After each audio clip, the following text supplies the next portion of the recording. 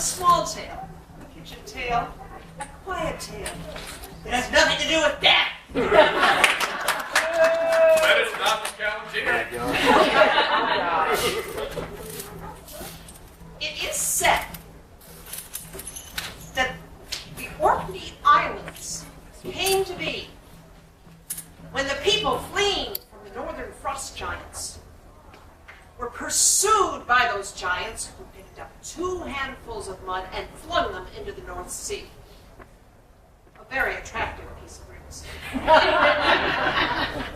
And these same people, seeing those lumps floating in the waves, said, "Oh, as well there is another place." And so they landed, and so they stayed. A hard people, a thrifty people, a people who knew how to fight. They knew how to survive. The one thing they did not know how to do was laugh. Greatest of all of these people was young King Lot of Orkney, 25 summers in the flower of his manhood.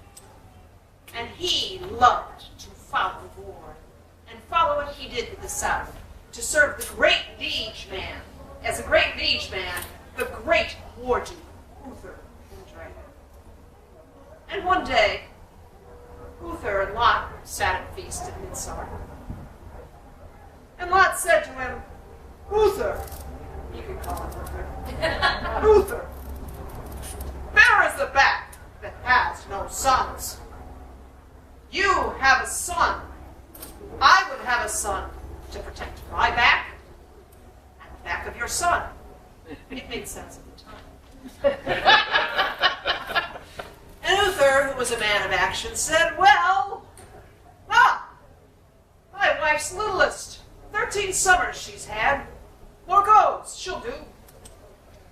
And then he happened to look over at his good wife Igraine.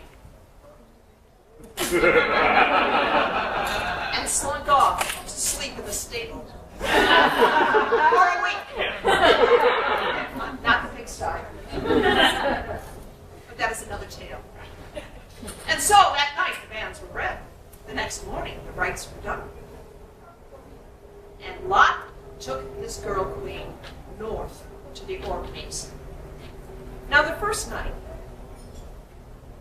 he had a silken pavilion spread for her. He put down pillows, and he had a table with candied violets and sweetmeats, and a lovely pitcher of treacle sitting upon it. And he walked in and he said, "Wife, I have arrived."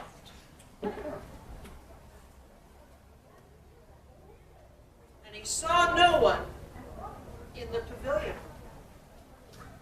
And then he looked over in the corner, and there was a little heap of cloth, little Morgause huddled in her cloak, and nothing was visible but 2 big eyes with 2 big tears rolling down her cheeks.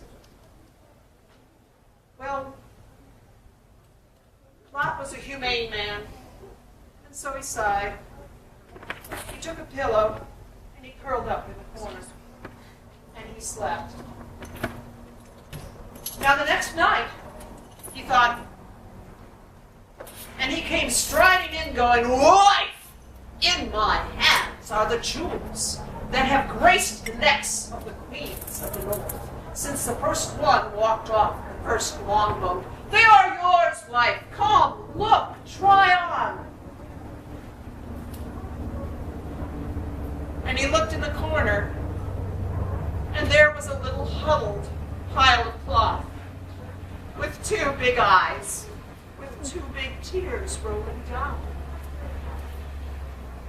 And he sighed, put the jewels aside, took his pillow, and went to the corner. Well, Lot was in a bit of a pickle. He knew he could not come to the Orkneys with a rabbit at his side instead of a queen. He knew he should be a man, force her hand, show her who was master.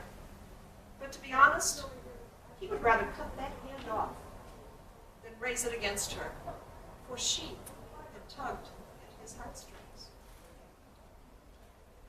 And so he did what any good fighting man would do in a situation like this. He consulted his men-at-arms.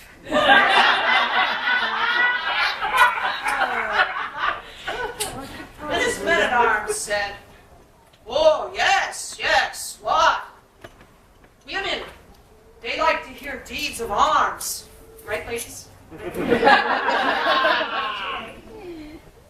First they go, "Oh," and then they go, "Oh," and then they go,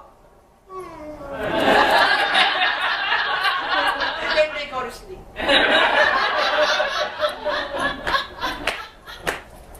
So what, said her.